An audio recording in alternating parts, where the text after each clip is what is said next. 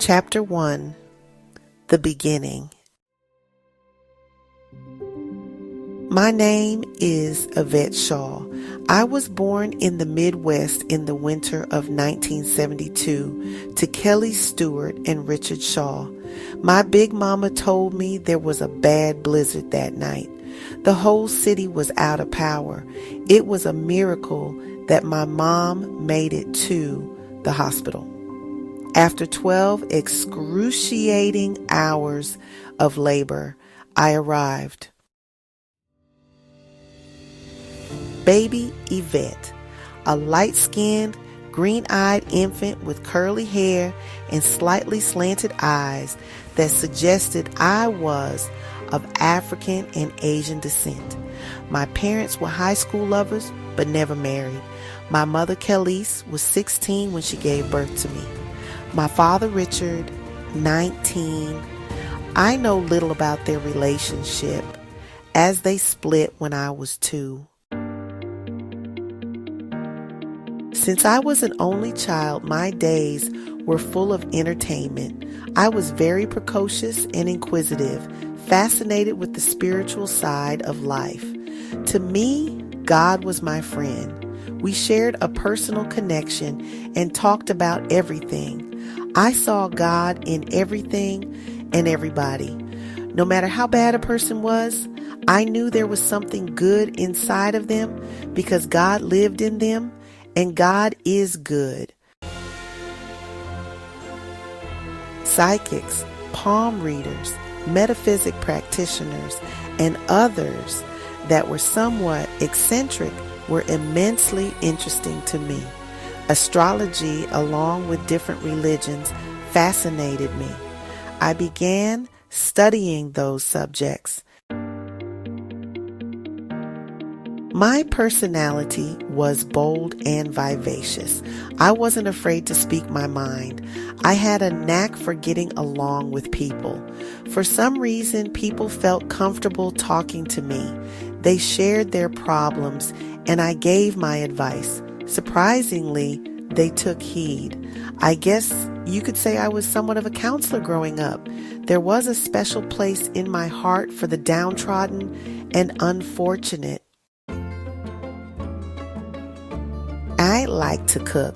My grandmother began teaching me at age 4. I had a strong affinity for food.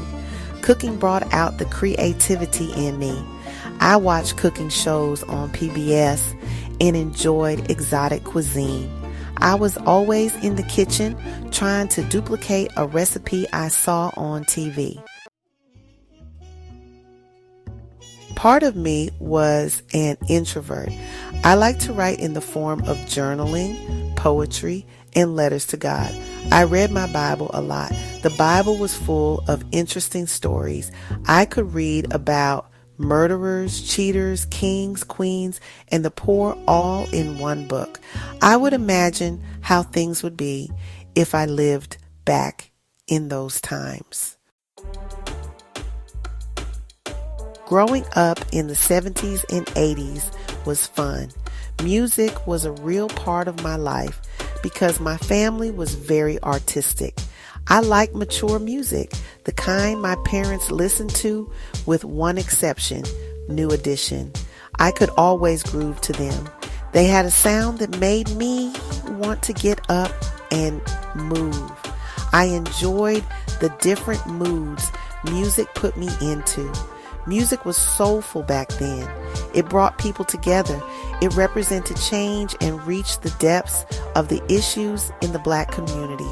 The Marvin Gaye album with Mercy, Mercy, Me, and What's Going On summed it up in a nutshell. There was a new genre of music that swept the nation off its feet, known as mainstream rap music. I remember the first time I heard Rapper's Delight, I just about lost my mind. I kept that record on repeat all day long. Saturday mornings, I woke up as soon as the sun started shining, ran to the TV, and watched Conjunction Junction, What's Your Function, Fat Albert, and Soul Train. Then outside I went. I didn't come back in until just before the street lights came on. I have no idea what kept me occupied all of those hours, but whatever it was fun. My neighborhood was full of families. In every house was a mother, father, grandmother, and kids, sometimes great-grandkids too. Everyone knew everybody on the block. Black men were real men back then. They were stylish with big afros, wearing boots with a fat, chunky heel. And you know they had to rock the leather jacket with the big collared dress shirt, slightly open, so that gold chain could show in the middle of their chest. They strutted the streets with heads held high, slight pimp in the walk, and greeted each other with, "What's up, brother?" or "What's happening?" A high five or a secret handshake was the way to connect. I loved to see it. Black men were a symbol of power and black pride to me. They valued family and provided security for their wives and children. Life seemed so simple. I didn't have a care in the world. Somehow, I just felt protected. I didn't know if I was poor or considered middle class, and I really didn't care. I don't think anyone else did either. I was just living and having a good time.